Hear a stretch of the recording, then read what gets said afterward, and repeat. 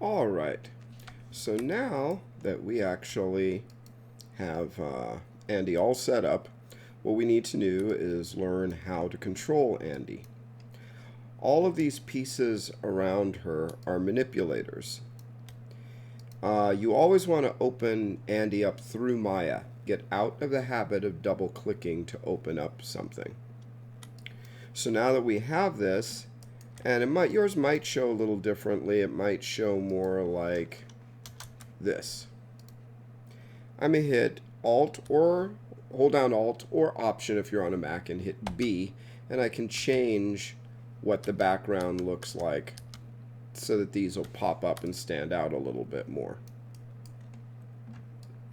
So we'll start at the bottom and we'll work our way up.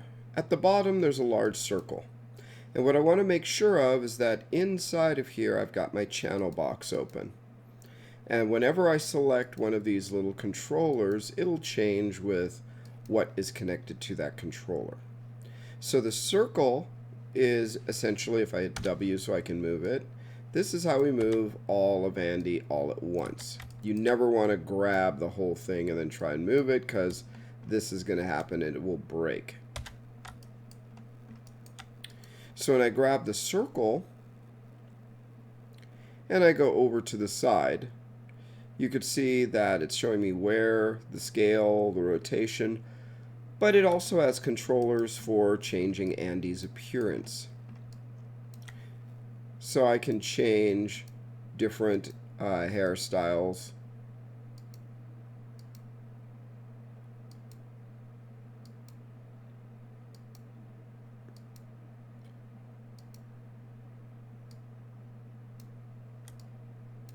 I can go in and I can change the body itself. Apologize for this is a very old model, so I apologize for some of the naming conventions. Clothes.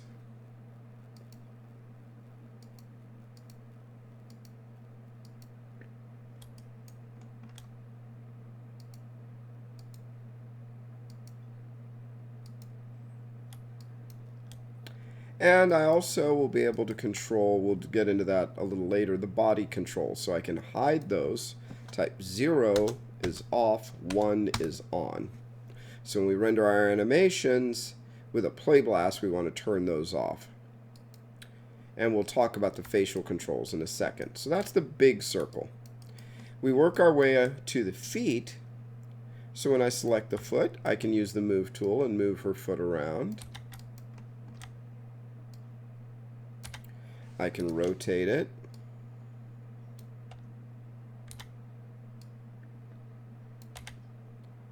I can't scale it, just move and rotate.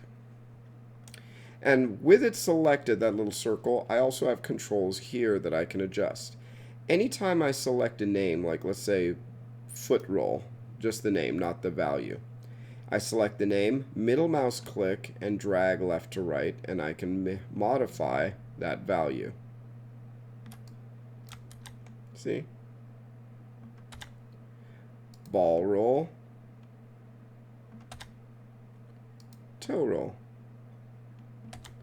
If I have both the feet selected, I can do it like that. As we go up, we see these things protruding from the knees. These are called constraints. And we have two controllers around her hips. We have the circle and the square. The square is her center of gravity. That's her root. So when I press that, press W to move it, tap it and use the move tool, you see I can move her whole torso.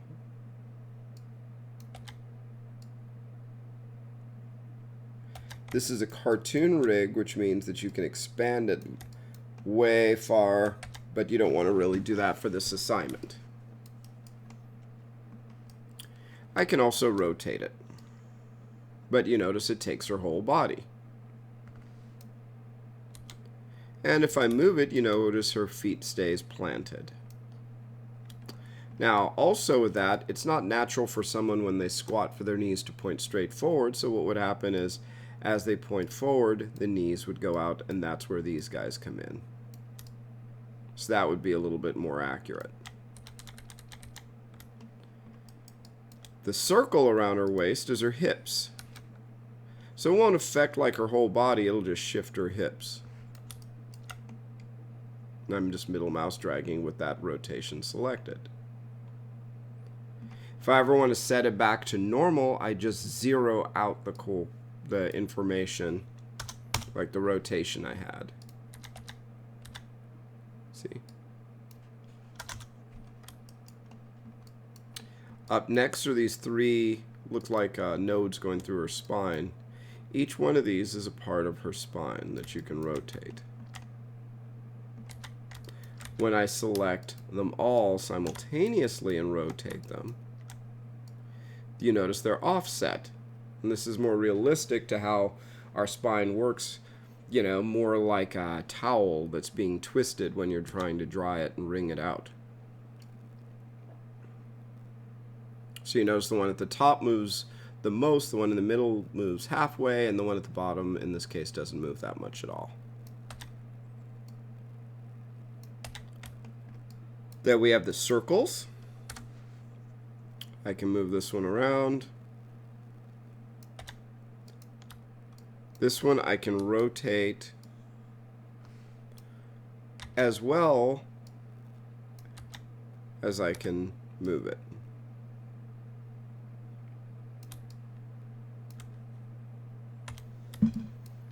Above that is the clavicle, these guys here. I could select them both at the same time or one at a time, and I can rotate them. This is what's going to control the shoulders. Like, I don't know. And they're like, oh, I'm so furious. Oh, I can't stay mad at you. And then we see these shoulders. I can also pull them inward, outward.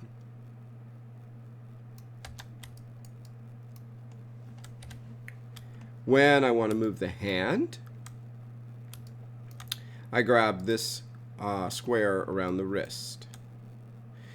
So if I want to move it into position, I rotate it, move it.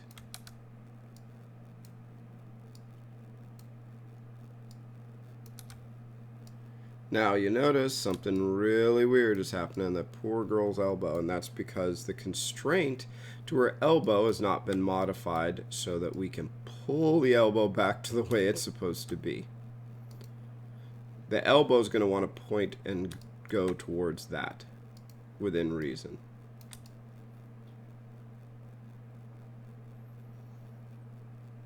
Now, if I'm trying to, let me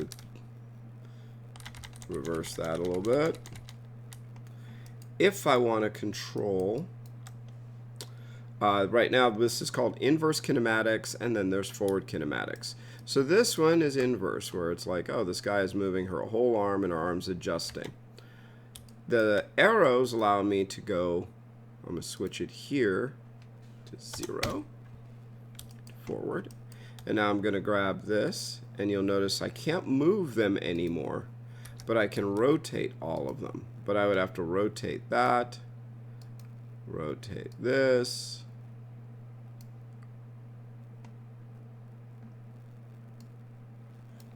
then come back here and rotate that, then come over here and rotate this. And you also want to keep in mind that the human body can only move in certain ways, so you will have to compensate for that. But you notice it's a lot more, gives me more control in some ways, but it also adds a lot more work depending on what I'm doing. So for this lesson, I would suggest just using the other one, that, which remember we'd grab the arrow, switch it back to 1. And this is for the fingers. So they grab the little circle, and each one of these, index 1, 2, 3, middle 1, 2, 3, are basically joints in your fingers. So if I just select the name and middle mouse drag, you see it moves joint 1 of the index, joint 2 of the index, joint 3 of the index. If I select all 3, it closes up like that. And if I select multiple fingers, we could tighten it up for a nice tight fist, or she's reaching for the ruby red slippers and that just looks wrong. Then I have the thumb that I can control. I have presets where I can spread the fingers out or tighten them up. I can squeeze the hand together, and I can cup something, which gives a little rotation, like of how much the pinky is more pulled in than the rest. And I can do individual fingers.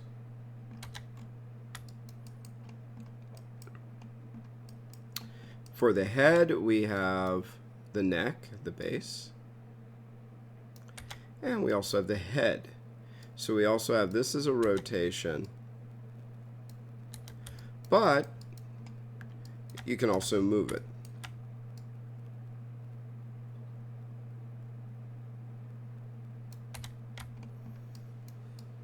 Always put it back to normal, otherwise it's going to look weird.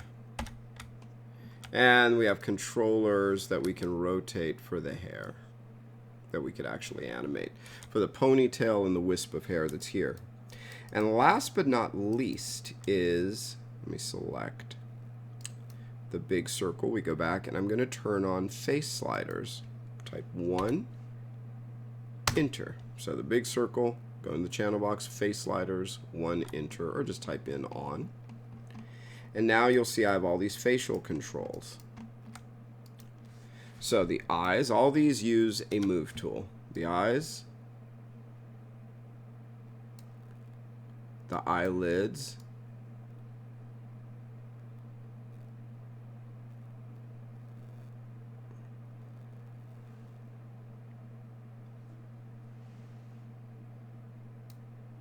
the emotions, like she's worried, she's angry, really angry.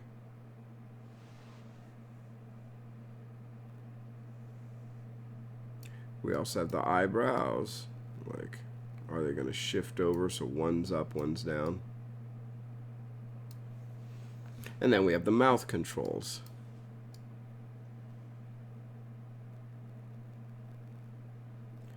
How? What? You dirty rat. So, we have those, we have the lips.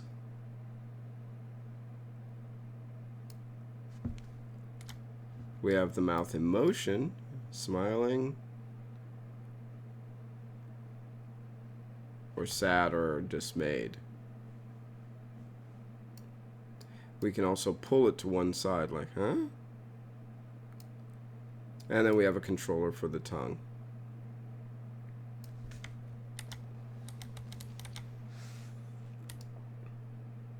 So you'll use these to set up your expressions and really think about where they're supposed to be. If someone is supposed to be like really angry,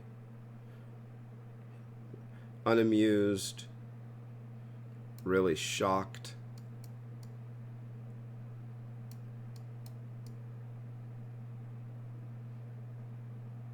really worried, really embarrassed,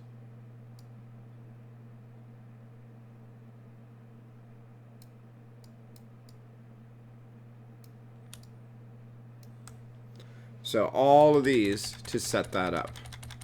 If I ever want to set, oh man, these are all screwed up, I just go in, zero them out.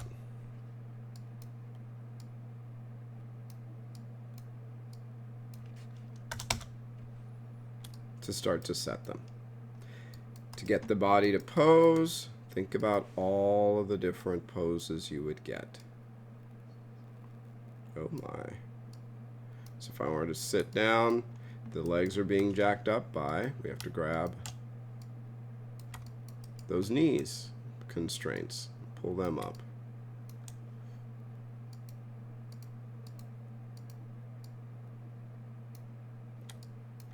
And rotate the foot and all the other good stuff.